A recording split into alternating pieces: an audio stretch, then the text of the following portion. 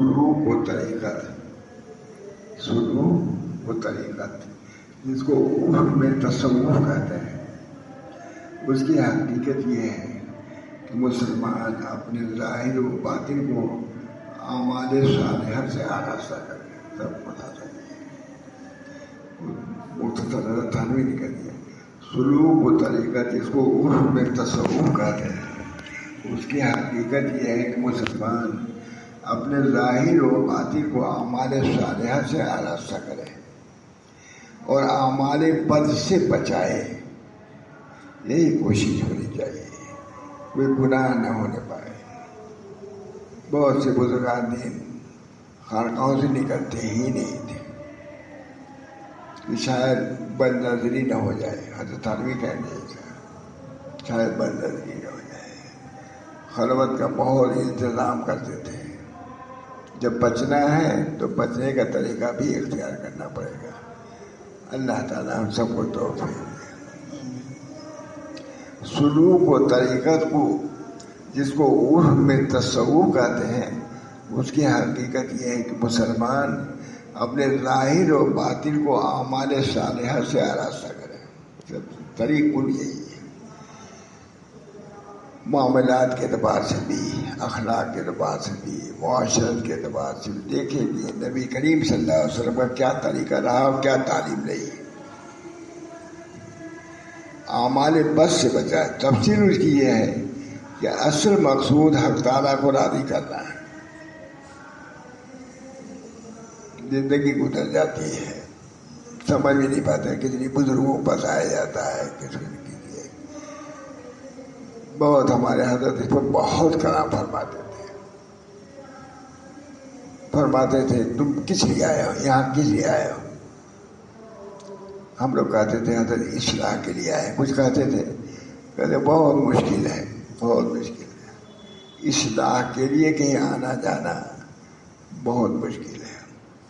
حضرت تھانوی رحمۃ اللہ علیہ بھی سوال کرتے تھے کیوں آ رہے ہیں، کیسے آ رہے ہیں. جب تک یہ تھا کچھ تصوف کا فروغ تھا، شروع تھا. آج ان چیزوں سے غفلت ہے. اللہ کا ہم لوگ سب لوگوں کو صحیح طریق پر لگائے. اصل مقصود حق تعالیٰ کو راضی کرنا ہے. اللہ ہم سب کو توفیق. بہت کمی ہے مولانا، بہت کمی ہے.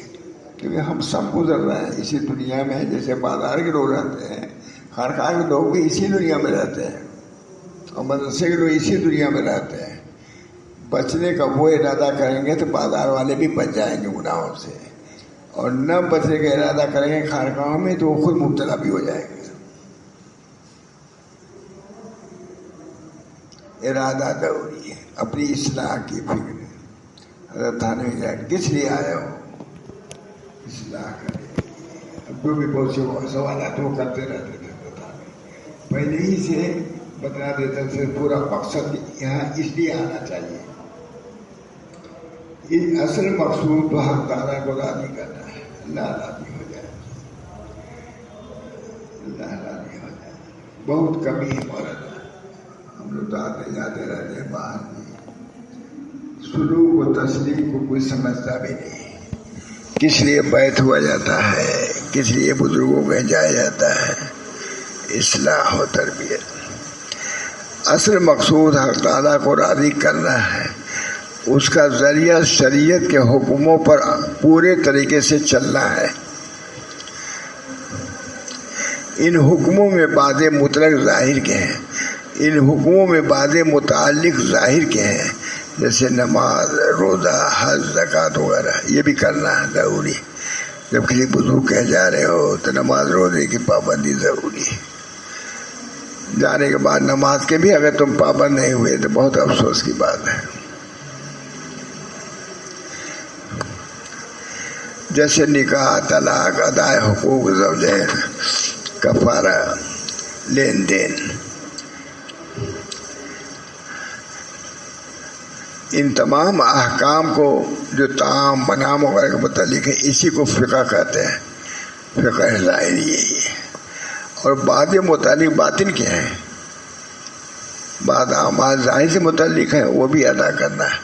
یہ نہیں کہ مراقبہ اگر کرنا شروع کیا دوسری چیزوں کو چھوڑ دیا، تیسری چیز کیا تو پانچویں چیز چھوڑ دینا، سب لکھا تھا تھانوی نے قصد السبیل میں پورا لکھ دیا ہے، عوام کے لیے بھی، خواص کے لیے بھی، علماء کے لیے بھی بہت بڑا احسان کیا انہوں نے، بہت بڑا۔ ایک چیز سامنے آ گئی ہے، اب اس میں اپنے متعلق کچھ کم زیادہ کرنا چاہے تو کر سکتا ہے بھائی، لیکن لکھ دیا انہوں نے پورا تفصیل۔ اور بعض احکام باطن کے متعلق ہیں، جیسے اللہ تعالیٰ سے محبت رکھنا، وہ محبت اللہ علیہ قسمین، صاحب فتح الباری لکھتے ہیں محبت اللہ علیہ قسمین فرض و ندب، اللہ کی محبت دو کسی پر، باطنی چیز ہے نا محبت، ایک فرض ہے مندوب ہے۔ فرض محبت اتنی ہے کہ فرائض کو ادا کر سکے، اتنی محبت اللہ سے ضروری ہے فرائض، اور مراتب کے لیے اس کو فرض نہیں کہیے مندوب کہہ دیجیے، یہ اتنے محبت اللہ سے کہ فرائض کو ادا کر لے، محبت ہی سے ادا کر سکتا ہے۔ جب محبت ہوگی تو اپنے مطبوع کی، اپنے شیخ کی اتباع کو بھی ضروری سمجھے گا۔ ان سب بعض متعلق باتیں جیسے اللہ تعالیٰ سے محبت رکھنا اور اس سے ڈرنا، اللہ دیکھ رہا ہے ہم سب کو، مسجد میں جیسے اللہ دیکھ رہا ہے، بازاروں میں بھی اللہ دیکھ رہا ہے، اللہ دیکھ رہا ہے۔ بازاروں میں جاؤ، بہت حضرت کسی بات پہ کہا تم کو اتنی دیر تک بازار میں کیسے چائے ملا، مغرب کی نماز نہیں ملے، ہم بھائی صاحب بھی نہیں تھے، بہت خفا ہوئے، کہاں پڑھا نماز تم لوگوں نے، کہاں چوک میں، ناگوار ہوا۔ اتنا احتیاط، تم خود اپنے کو بچاؤ گے تو بچ سکو گے، فضولیات سے وساوس سے بچنا چاہو گے تو بچ سکو گے۔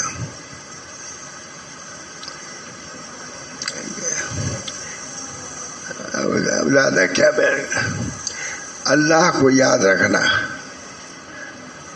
اور جس طرح احکام ظاہرہ نماز روزہ وغیرہ پر عمل فرض و واجب ہے، اسی طرح ان باطنی اعمال پر بھی عمل ازروب قرآن و سنت فرض و واجب ہے۔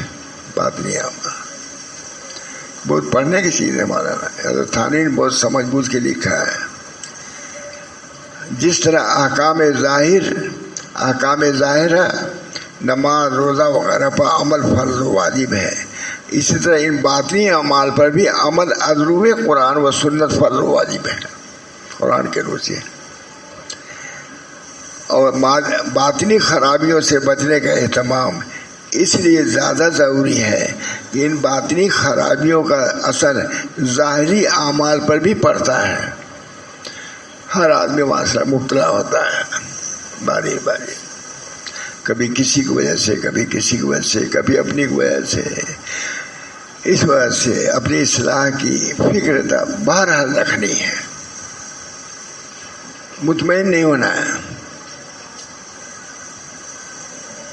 ایک لمحہ کے برابر بھی مطمئن نہیں ہونا چاہیے۔ بہت سے اشعار بھی ہیں حضرت تھانوی نے لکھے، پڑھے جاتے ہیں۔ باطنی کا اعتبار، باطنی خرابیوں سے بچنے کا اہتمام اس لیے زیادہ ضروری ہے، ان باطنی خرابیوں کا اثر ظاہری اعمال پر بھی پڑتا ہے۔ حسد ہے، کبھی کبھی ظاہر ہو جائے گا، حسد تو دل کے فعل ہے، لیکن حسد کی علامت یہ ہے کوئی بات سچ کر دیا اس کو، جس سے حسد ہے کوئی بات خراب کر دیا ہے، ہوتا ہے، بہت ہوتا ہے۔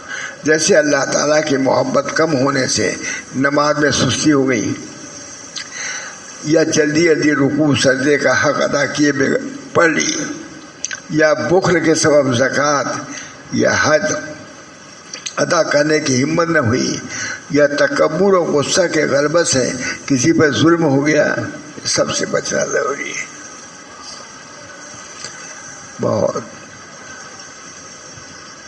بہت تعلیم تربیت حضرت ہمارے شاہ رسول اللہ صاحب تو بہت مدرسے سے تفصیل سے تو نہیں، لیکن کتابیں وہ بھی سناتے تھے، سنانے کا معمول تھا، میں گیا حضرت کے کہا دیکھا معلوم ہے کہ چند کتابیں ہیں وہی پڑھی جا رہی یہ جو موجود ہے.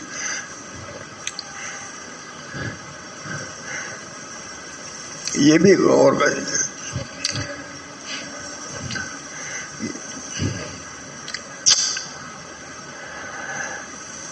یا تکبر اور غصہ کے غلبے سے کسی پر ظلم ہو گیا اس سے بچو. تکبر سے صرف تکبر اس لیے نہیں منع ہے بلکہ اس لیے بھی ہے کہ اسے دوسرے گناہ بھی ہو سکتا ہے ظلم.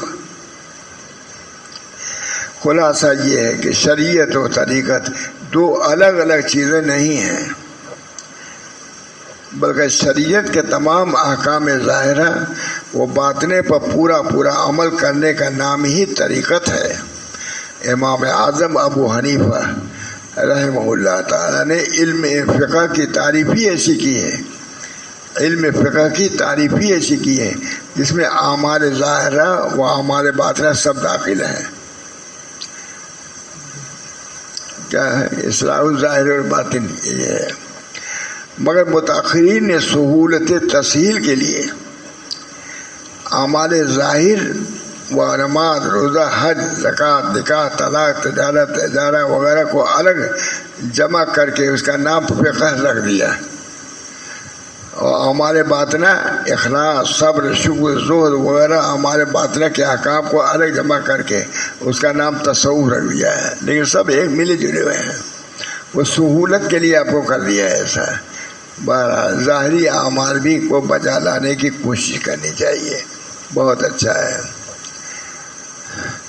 اسی طرح متاخرین کی اصطلاح کے مطابق علم عقائد علم فقہ علم تصوف بلا شبہ الگ الگ علوم و فنون ہیں مگر انسان کامل یا مومن و مسلم ان سب کے مجموعے ہی سے بنتا ہے.